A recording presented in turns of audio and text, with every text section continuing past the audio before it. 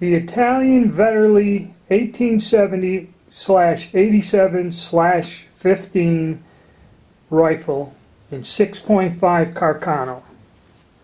Now I'm going to kind of slide a video in about this gun because for two reasons. One, the question is it safe to shoot? Can you shoot this? And two, Royal Tiger does have some of these guns, so this is all part of the stash from Ethiopia, so we're going to cover this. Okay, now on this gun, and there's several people out there that have done videos on this gun and do go and shoot this thing, okay? Now, years ago, I've seen these around for the longest time, and I never fooled with them because the consensus is this conversion is dangerous, and if you shoot it in 6.5 Carcano, the gun can't handle it because of the relining, sleeving conversion. But yet you see people shoot it and you kind of can. So this gun, I never fooled with it, I never touched it because it's, again, when I was younger, something I couldn't shoot, I didn't want it. So people, what they do is kind of a, I call it a half-ass solution. They take a standard PPU cartridge, dump out half the powder, reseat the bullet and shoot it and kind of get away with it. It's a Joe Bob garage job doing that. There's nobody's doing any chronograph, nobody's doing any real research into it.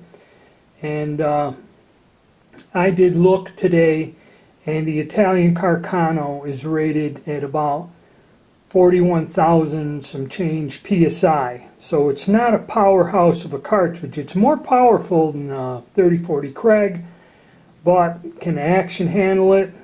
You know, no way to prove it, no way to get readings on the ammo.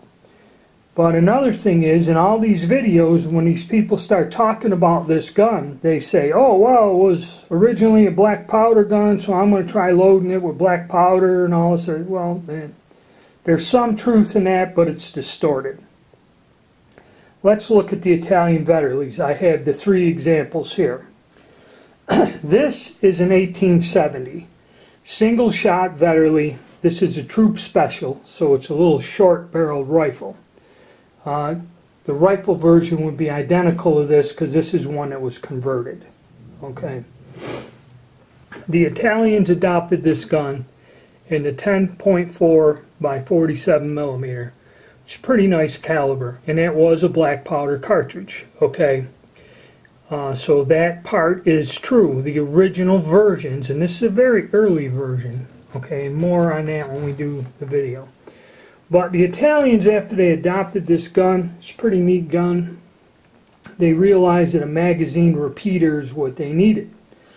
So, what they did, if you look at this here, the bolt in this here, they converted this gun to this gun by adding a metal reinforcement, cutting this out, a drop-in 4-shot box magazine, and they put this like little ski ramp thing added on there to help stabilize the bolt in rapid fire.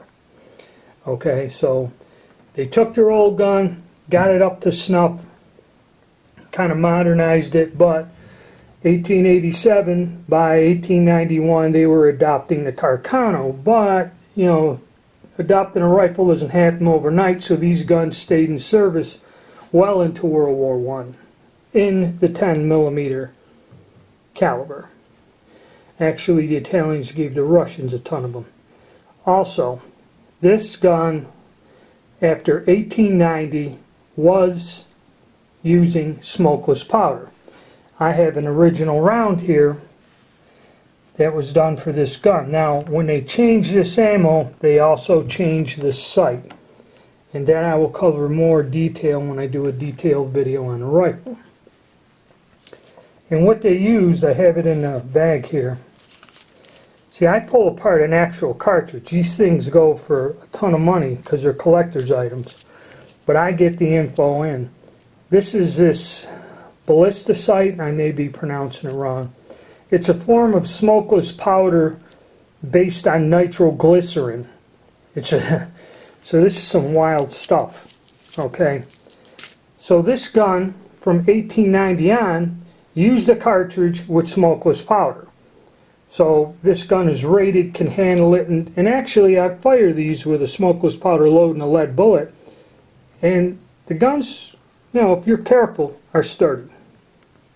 So the Italians realized, okay, they were giving some of these away to the Russians, but then they came up with a process to convert these guns to use the standard 6.5 Carcano, which now they stopped giving the guns away as aid and developed a way of converting these guns, which is basically changing out the magazine system, okay, modifying the bolt firing pin in that. And we'll go look down here. If you can see, they've sleeved this gun. And what they did, because that's 10 millimeter, that's a 6.5. They use something called the Salerno process. Here's a little excerpt from the book that shows you the Salerno process. They would bore out the barrel in 3 steps, insert a loosely fitting sleeve, then drive a mandrel and expander through this. This is after it's chambered. And they would do this and expand the barrel out by stretching it out. And the sleeve, expand the sleeve out to where it's basically pressed in the whole length. There is no soldering, there is no epoxying or anything, and a lot of this stuff like Royal Tiger, all he did was copy what Wikipedia had. And that was that they were dangerous, they couldn't handle the pressure, and the sleeves came loose from heating of firing because the solder and that would melt. No, there's no solder involved. These things are pressed in there. If they come loose after firing from heat or something, that I don't know. I haven't heard of that. But see, this is the BS where you get these things, people keep repeating it. One person hears it and they just keep going on with it, so you don't know. So now, to answer the question outright, can we shoot it? Depending on the condition and what you put in there, yes. You can do the half charge with a factory load, or what I have found is I have an oversized bullet from a custom bullet mold, and I size it almost right on, if not 1/1000ths over the groove diameter, and I have a very light charge in there, and that should be safe and fine, and you can get accuracy. I'll tie a card in to the video where I shot that. I did not shoot this one. This one I just recently picked up, and it's in nice shape. The one in the video, I had some mechanical problems and some stuff was stuck in it, but more on that later. And now for the reason I made this video. We've all heard the term wall hanger, okay? A gun that someone buys, you just hang on a wall, they never intend to shoot because it's damaged or incomplete. Well, somebody brought me this rifle. Wanted to know if I can get it presentable, fix this shattered stock. This isn't broken, this is shattered, smashed, split. And it has parts missing and stuff in the bolt. And I went and looked at it, and when you open the bolt up, and if you look down inside there, I think you can see it, the chamber's welded shut. Okay? See that there? That's a glob of weld in the chamber. The bolt will still close, okay? But the chamber is welded shut. Now what they did back in the 60s is when these guns would come in, nobody wanted them. So they sold at like scrap metal prices. They're pretty neat looking. So people in the furniture industry that were creative, I guess, would go and weld these things shut. So now you know the gun will never fire. Even if somebody takes it off the wall or whatever, tries to load it, that ain't going to happen. So they would weld the chamber shut. And then my father had a friend. I remember going to his house when I was a kid. And in the dining room, he had one of these rifles framed on this giant plaque that hung on the wall in the dining room. And I remember my father goes, "You know what that is?" I said, "Yeah, they're not safe to fire." I said, "That's why they made it into a decorative piece of furniture." But, you know, I never did examine a gun. It was like mounted on this plaque or giant picture frame, which, you know, yeah, covered the length of the gun, this huge thing. And it was tied onto that, and that was hung on the wall. A literal wall hanger. Okay, and somebody must have got one of them old things, and I've heard of another person that had one like that.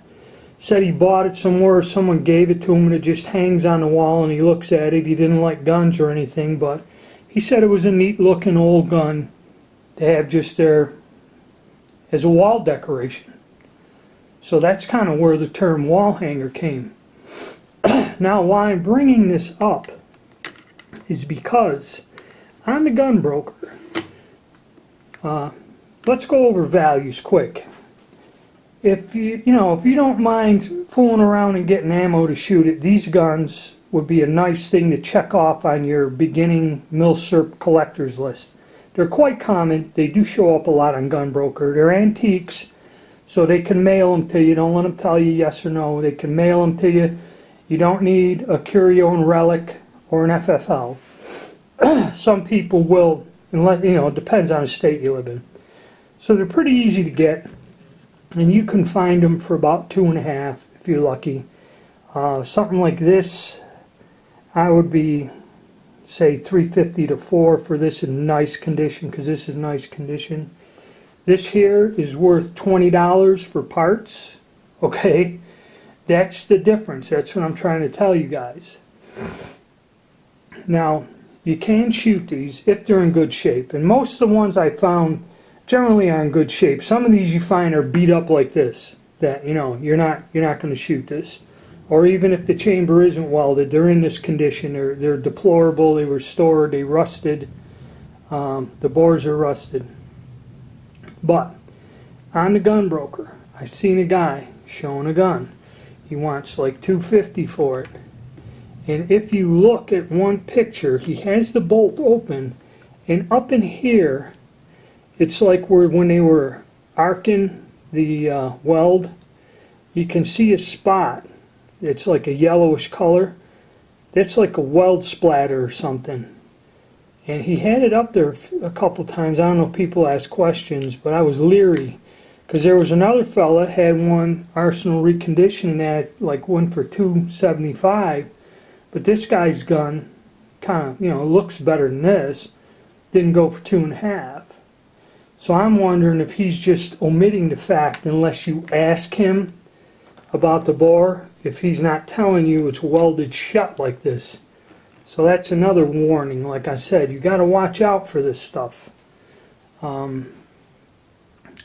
So that's kind of my little spiel on this, and show you something. You got to be careful. Because if somebody just closes the bolt, puts that up on the auction, and forgets to omit that with no refunds, no return type of deal, you could get burned. And this is really not a bad thing to look into to add to your collection if you're a beginner. You know, it's like a $300 job. It's not over $1,000 or something. And they are quite common, and you might look around, find a garage sale or an auction, check the bore. If the bore looks fairly good, got some rifling in there, you can shoot them with this cast bullet. Now, if you fellas are interested in that, I will make a video about shooting this, and maybe get out to the range and shoot these and tell you a little bit more about the load that I use. Alright, thanks, and stay tuned.